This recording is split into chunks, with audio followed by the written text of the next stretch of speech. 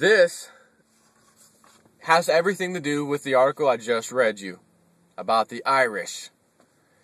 And it's on Infowars.com, Alex Jones' website. And for you bozos out there, don't message me telling me Alex Jones is an insider, he's a CIA, he's an inside job guy, he's works for the government, he's a disinfo agent. Save that nonsense. Don't bother even sending me a message. It's utter nonsense to even say that Alex Jones, of all people, biggest conspiracy guy on the planet, is working for the feds. Yeah, okay, that's right. Anyways, I got this from his website, and it's completely relevant to the webbot and what I just read you 2 seconds ago. The Irish government has recently passed the harshest budget in the history of the state, or country, with further austerity promised for the next 3 years and perhaps for even decades. Prime Minister Brian Cowen and Finance Minister Brian Lenihan have steered Ireland from the booming prosperity of a Celtic tiger to a ruined shell of a country where unemployment, poverty, emigration, and despair are proceeding to destroy a once proud, industrious people. Cowen and Lenihan also bear the ignominy of having brought in the International Monetary Fund, the IMF, who, along with EU banksters, are now dictating Irish fiscal policy. The IMF has long had a vulture-ish reputation for plundering weaker countries by stripping the flesh of its victims down to the bare bones. This repulsive scavenger is well known for promoting austerity and misery, grabbing national assets, which they do, as collateral, for its bankster and corporate friends, and leaving the skeleton of a country's economy in its wake. Happens every single time, by the way, if you do the research on what the IMF does. The first piece of offal to be plucked from the Irish carcass by this opportunistic carrion eater was the nation's €20 billion E20 billion pension fund, the life savings of the working people. Remember, you're one of those people. You're one of those Irish who just had its pension fund raped and pillaged. You gonna stand outside with a sign, or are you gonna kick someone in the face with your fighting Irish attitude? I think that's what's gonna happen. As a result of Ireland's dramatic reversal of fortune, the names of Brian Cowen and Brian Lenihan are now being revealed as the villains who inflicted horrendous financial disaster upon the Irish people and forced the enslavement of future generations to a criminal cadre of international banksters. You could take that story right there, just that little bit I read you, and apply it to almost every country. It's the same thing that happened here in the United States. We had Hank Paulson bailing out, $700 billion bailout right here, gave it to those bankster friends. Same thing that they just did over there in Ireland. That's what this article is talking about. The words treason, traitors, and treachery are being increasingly used not only by ordinary citizens, but also by certain politicians, economists, business leaders, and celebrities. Economic treason was a term used by the leader of the Labour Party to describe Cowen and Lenihan's blanket guarantee to the banks. And incredibly, even the country's ostensibly nonpartisan police association, the GRA, accused the government of treachery and denounced it as a government of national sabotage. Today, Cowen and Lenihan are being compared to other traitors in history, blah, blah, blah. In Ireland, the names of Cowen and Lenihan are now evoked the same revulsion as that reserved for Dermot MacMurrough, a 12th century king of Leinster, who had been loathed for over 8 centuries as the man who brought the first English invaders to Ireland, blah, blah, blah.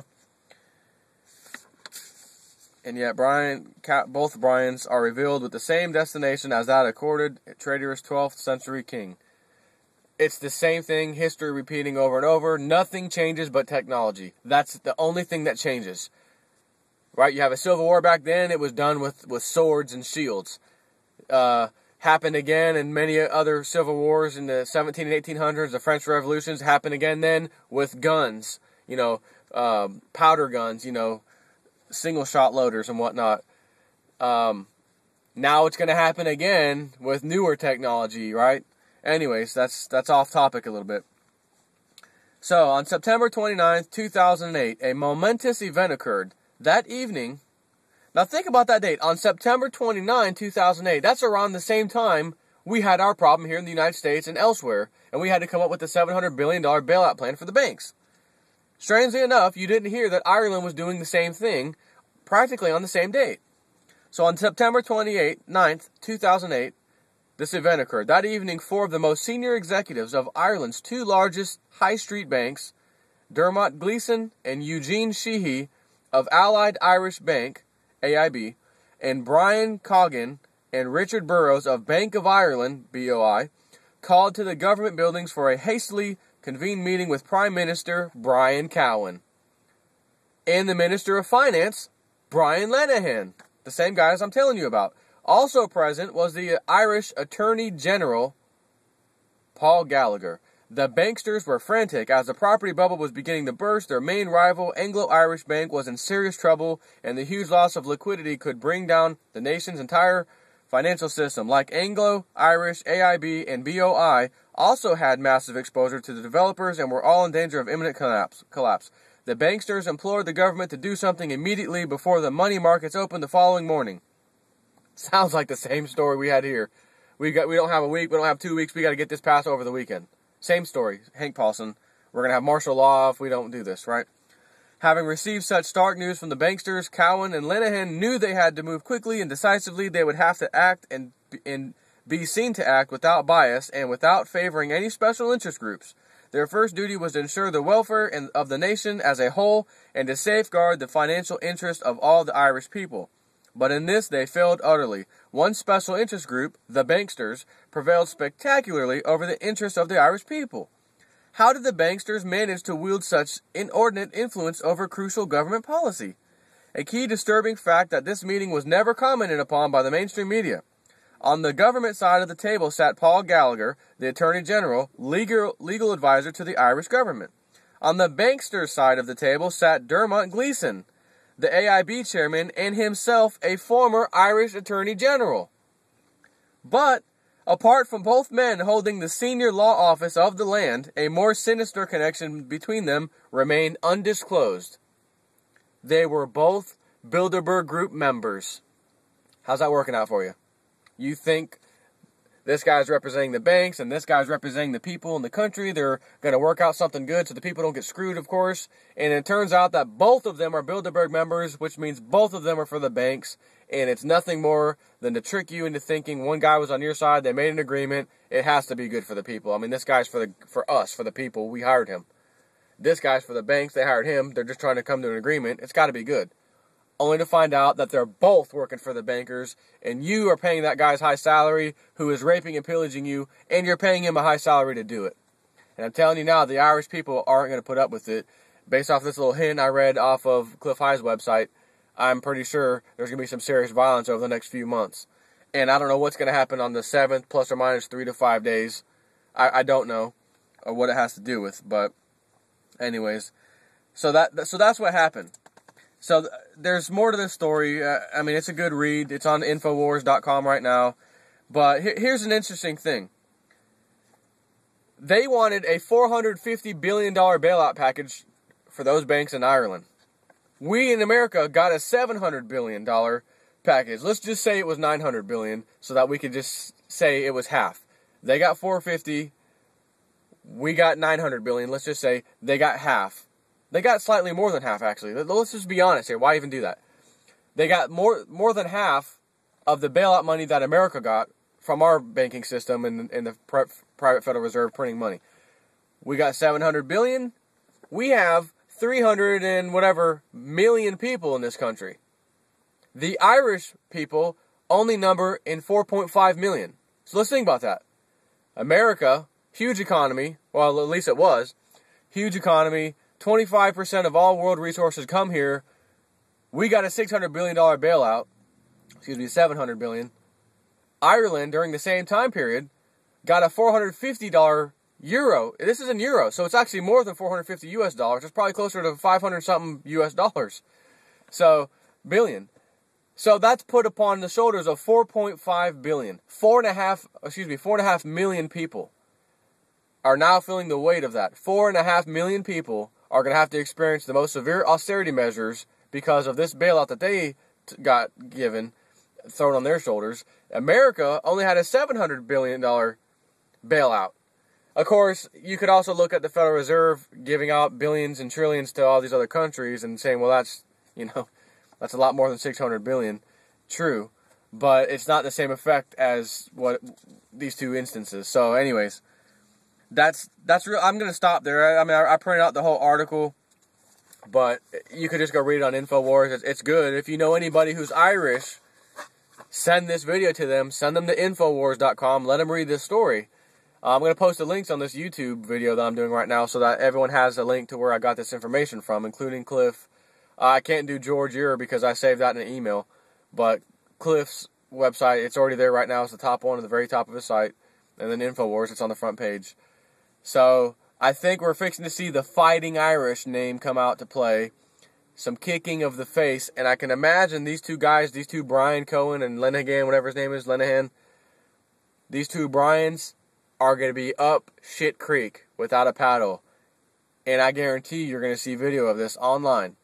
And this is where you are going to, as I said, you're going to start to see this global revolution. Not a global revolution of no austerity measures, hold my sign, stop the austerity measures, give us our money back. And then Brian sit back in their office is making, a couple $100,000 a year, plus the bonuses they get from these bankers, saying, we took care of our boys. Look at these idiots outside with those signs. What a bunch of morons. God, we got them by the balls. This is so easy. There's a bunch of morons out there. And then the Irish are going to say, wait a minute, you took our pensions, $20 billion, that's gone. Now you want us to endure these massive, disgusting austerity measures we can't afford anymore. We don't have any more to give. You're trying to squeeze blood from a turnip, and I've lost it. I've lost it. I can't take anymore. And when someone reaches that point, as Gerald Celente says, when they reach that single point, they lose it, and they go flip a switch that they didn't realize was there, and they're capable of doing the most horrendous things. They're capable of doing anything, because in their mind, they have nothing else to lose. You took my pension, you took my taxes, you took my house, you took everything, I have nothing left. Who did this? Brian and Brian. And then you find out, now that you're already irate and ready to kill somebody, these guys are both Bilderberg members.